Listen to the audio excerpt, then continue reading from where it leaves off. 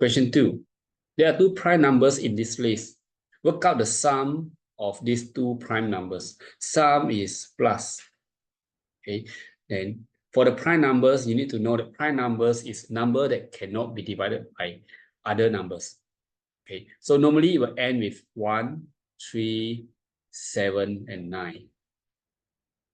And to check this, you just divide by 3 or 7. So in this case, 27 is divided by 3, 57 plus 20 divided by 3, 61 is divided by 3. Okay, this is this cannot.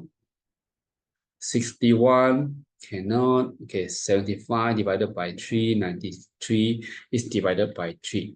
In case you have no idea how to check how the number can be divided by 3, you just add. In this case, for example, 27. So 2 plus 7 equal to 9. 9 is divided by 3. 4 plus 7 equal to 11. 11 is not divided by 3. So this number is not divided by 3. You can check for the rest. Okay, now we have the prime number is 47 and 61.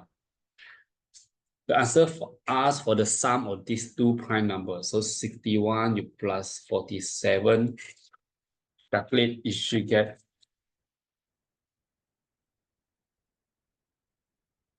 108.